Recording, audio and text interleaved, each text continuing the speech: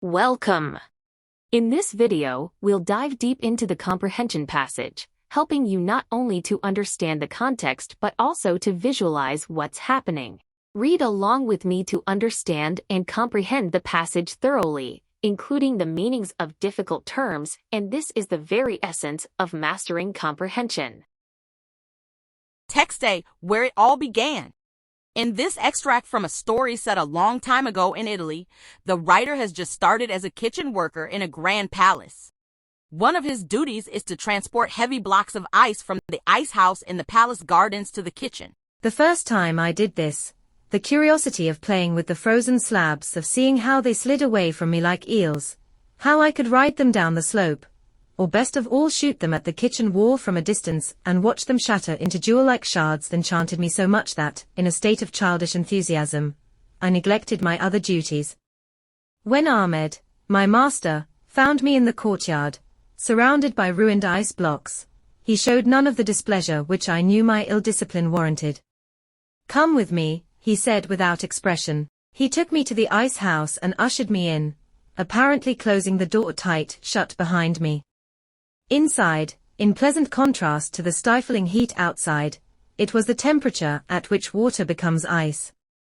Initially, though dressed in a thin shirt and short breeches, I stood congratulating myself on avoiding the task of cleaning up. After a few minutes, I began to shiver. The cold felt like a flame. A few more minutes, and I was shaking from the searing cold. My confidence crumbled.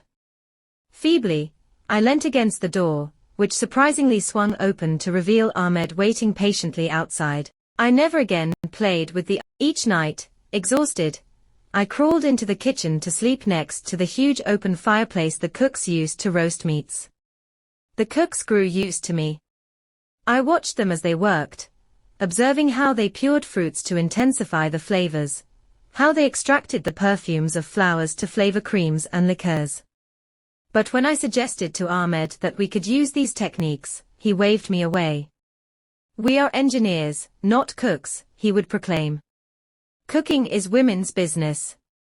We know the secrets of ice." 6 Indeed, these were ancient secrets known to few, passed down within 2 families who supplied frozen ices to the royal court. Some of this knowledge was contained in stained leather-bound notebooks, but most was kept only in Ahmed's head, in a set of rules he had no desire to question.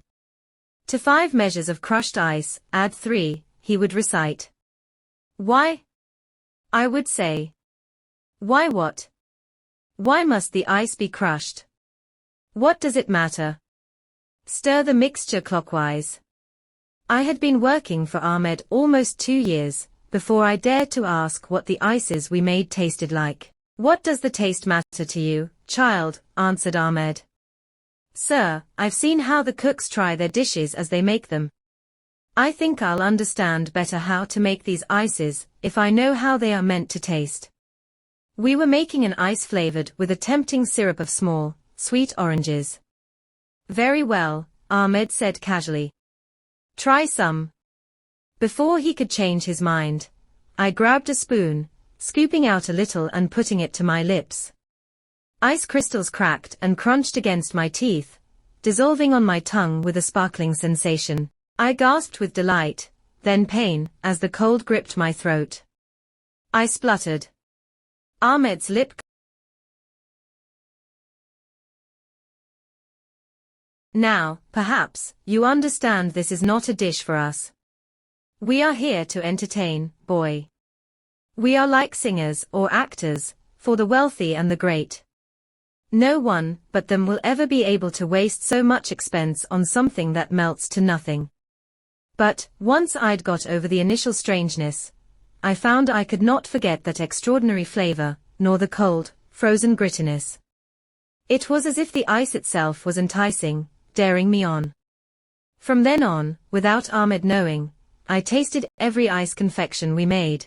I sometimes wondered why Ahmed shared his knowledge so readily with me, but soon realized that to him I was simply a workhorse, a creature incapable of reason.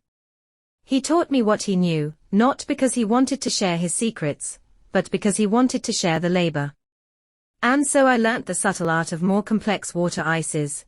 Sorbetti, in which the syrups themselves were frozen, transforming magically to mounds of glittering crystals, and sherbets, the most difficult and enchanting of all, expertly infused with fragrant cardamom, and resembling refrozen snow. There were still secrets, special ingredients, described in the notebooks, which Ahmed kept to himself, to ensure that I would always know less than he did.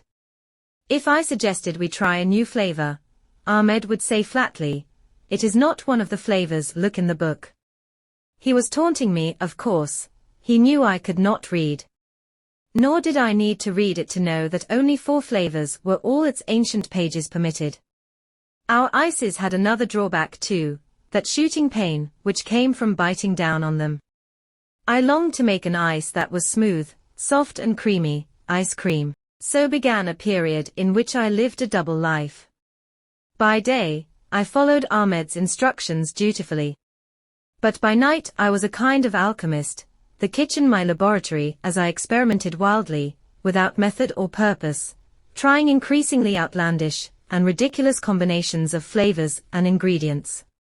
I froze soft cheeses, vegetable juices, even soups, hoping to chance on some method, some key, something that could unlock the deepest,